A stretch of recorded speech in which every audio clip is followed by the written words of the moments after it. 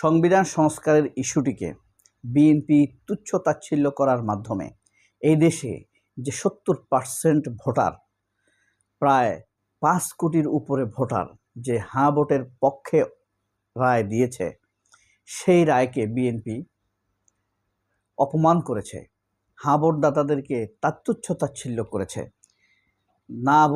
না বুঝে মানুষ হাঁ ভোট দিয়েছে এমন মন্তব্য করেছে, নানানভাবে অপমান করেছে। অর্থাৎ 2026 সালের ভোটের অর্ধেক মেনেছে বিএনপি আর অর্ধেক মানেনি। বিষয় হলো, নির্বাচন ফেয়ার হয়নি বলে অনেকেরই দাবি রয়েছে। এই দাবির পক্ষে নানান যুক্তিও রয়েছে। তবে এই দাবির পক্ষে সর্বশেষ যুক্তি হলো, যে পরিমাণ হ্যাঁয়ের পক্ষে যে পরিমাণ ভোট পেয়েছে, সেই পরিমাণ ভোট জামায়াত পেয়েছে।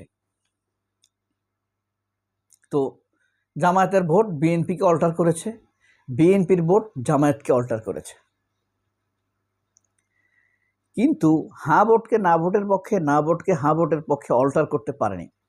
এই কারণে বিএনপি আটকে গেছে, অর্থাৎ অর্ধেক ইঞ্জিনিয়ারিং হয়েছে।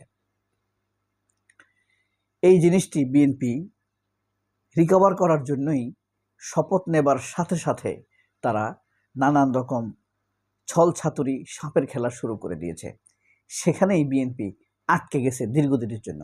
মনে করেন এখন 26 সাল বিএনপি ক্ষমতায় এসেছে, এখন থেকে 31 সালে ধরেন আবার নির্বাচন হবে, তখন আবার খারাপ কোনো দল ক্ষমতায় আসলো, মনে করেন সালাউদ্দিন আহমেদকে গুম করে ধরে নিয়ে গেল, তার পাছার মধ্যে ডিম ঢুকাই দিল, অথবা তার নুনুতে তখন কারেন্টের শক দিচ্ছে। সেটা কি সাংবিধানিক হবে? সেটা কি আইনগত হবে? এই সংবিধান সংস্কারবাদীরা, আমরা সাধারণ মানুষেরা এটাই চাই, সালাউদ্দিনকে যেন পাছায় কেউ ডিম দিতে না পারে। আইনের গতিতে চলুক। তারেক রহমান চাইলেই প্রধান বিচারপতিকে সাসপেন্ড করে দিতে পারবেন, চাইলেই তিনি আপিল বিভাগের বিচারপতিকে বলতে পারবেন ওকে ফাঁসির রায় দাও, শেখ হাসিনার মতো। সেই ক্ষমতা তিনি ইতিমধ্যে নিজের হাতে নিয়ে নেবার প্রসেস প্রায় শেষ করে ফেলেছেন। আমরা এটা চাই না। আমরা চাই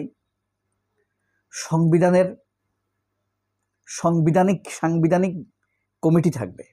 সংবিধান পরিবর্তন হতে হলে আগে তাদের মতামত নিতে হবে, তারপরে তাদের মতামতের ভিত্তিতে গণভোট নিতে হবে, গণভোটের ভিত্তিতে সংসদে সংবিধান পরিবর্তন হবে। যতবারই সংবিধান পরিবর্তন হয় ততবারই সাধারণ মানুষের, ভোটারদের, যারা সংবিধানের মালিক, তাদের মতামত নিয়েই সংবিধান পরিবর্তন করতে হবে। এটাই হলো সংবিধান সংস্কার কমিটির মূল দাবি। যেহেতু ডক্টর ইউনূস সরকার এবার সংবিধানের জন্য কোন কোন পোর্শনে সংবিধান পরিবর্তিত হবে সেই ভোটগুলোর জন্য একটি গণভোট করেছেন, সেই গণভোটটিকে এখন বিএনপি মানতে চাইতেছে না।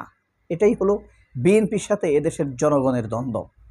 বিএনপির সাথে এদেশের 70% ভোটারের সংঘাত। বিএনপি এখানেই 70% মানুষের মুখোমুখি দাঁড়িয়েছে। বিএনপি আমাদের মতো সাধারণ ভোটারদের মুখোমুখি দাঁড়িয়েছে। দেখেছেন আপনারা, গতকালকে 11 দলের যে বিশাল গণসমাবেশ হয়েছে, সেখানে দলমত নির্বিশেষে মানুষ অংশগ্রহণ করেছে। শহীদুল আলম সেখানে এসেছেন, নেশাখোর নুরুল কবিরও এসেছেন সেখানে। যারা ন্যূনতম বুঝে যে এই সংবিধানের পরিবর্তন দরকার, এই সংবিধানের ভেতর দিয়েই গড়ে উঠেছে শেখ মুজিবের মতো একজন ভয়াবহ অত্যাচারী স্বৈরশাসক, লুটপাটকারী, দুর্নীতিবাজ। এই সংবিধানের ভেতর দিয়েই তৈরি হয়েছে শেখ হাসিনার মতো খুনি, পলাতক। এই সংবিধানের ভেতর দিয়ে তৈরি হয়েছে এরশাদের মতো একজন দেশদ্রোহী স্বৈরশাসক। এই সংবিধানের ভেতর দিয়ে তৈরি হয়েছে একটা মামুন খালেদ, একটা মাসুদউদ্দিন, মুজিববাদী মাসুদউদ্দিন। এই সংবিধানের ভেতর দিয়ে এসব অত্যাচারীরা, মানিকেরা তৈরি হয়েছে, যারা ধর্ষণের সেঞ্চুরি করে। এই কারণেই এই সংবিধানের আমূল পরিবর্তনের দরকার। ইতিমধ্যে এই জাতির জীবন থেকে, এই জাতির মূল্যবান 54টি বছর নষ্ট হয়ে গিয়েছে। যারা তথাকথিত মুক্তিযুদ্ধের নামে, স্বাধীনতার নামে অল্টারনেট করে দেশ শাসন করেছে, এদার ওদার করে দেশ চালিয়েছে, হালুয়া রুটি খেয়েছে, মানুষের ট্যাক্সের টাকায় আরামায়েশ করেছে, তারা গোলেমালে দিন যাক স্টাইলেই দেশ চালিয়েছে আর হাজার হাজার কোটি টাকার করাপশন করেছে। এই যে আন্দালিব পান্ডা, আন্দালিব রহমান পার্থর বাপ, তার বাপ কয়েকশো টন চিনি চুরি করেছে।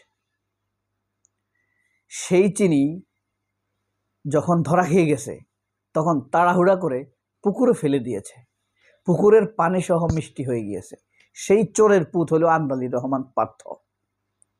আন্দালিব রহমান পার্থের বাপ শেখ হাসিনার আপন ফুফাতো ভাই। আন্দালিব রহমান শ্বশুর শেখ হাসিনার বাপের আরেক ফুফাতো ভাই, শেখ হাসিনার আরেক ফুফাতো ভাই শেখ হেলাল, আন্দালিব রহমান পার্থের শ্বশুর। শেখ তন্ময় চিনেন নিশ্চয়ই, সন্ত্রাস, আন্দালিব রহমান পার্থের শালা।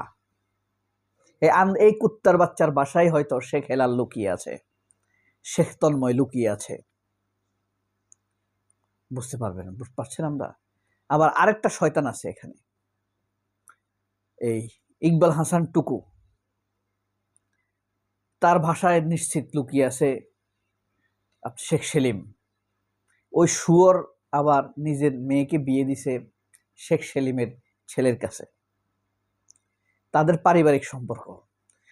এই শেখ কামাল যখন ব্যাংক ডাকাতি করে, সেই সাথে এই ইকবাল হাসান মাহমুদ টুকু ছিল আর সালমান এফ রহমান ছিল।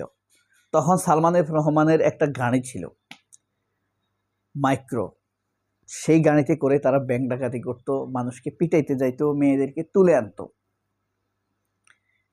সেই সময়ের সালমান এফ রহমানের গাড়ির ড্রাইভার আমজাদ আলী এই সবের চাক্ষুষ সাক্ষী।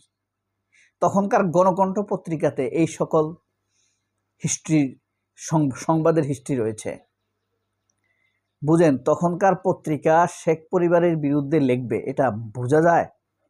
তখন তো শেখ মুজিব জনপ্রিয়, মানে ক্ষমতাবান। এখনকার প্রথম আলোর মতো দালাল না, সমকাল, আজকের পত্রিকা, ভিডি নিউজ এসবের মতো দালাল না, কালের কণ্ঠ, বাংলাদেশ প্রতিদিনের মতো ডিজিএফআই অ্যাপয়েন্টেড পত্রিকা না। তাহলে বিএনপি কি রাজপথের আন্দোলন ভয় পাবে? না, বিএনপি নিশ্চয়ই বক্তব্য দিবে, আমাদেরকে রাজপথের ভয় দেখাবেন না। আসলে বিএনপি কখনোই সুন্দরভাবে ক্ষমতা হস্তান্তর করতে পারে না। আমরা আছি রাস্তায় সংবিধান সংস্কারের পক্ষে। ইনকিলাব জিন্দাবাদ। সবাই অনেক ভালো থাকবেন। আল্লাহ হাফেজ। আসসালামু আলাইকুম।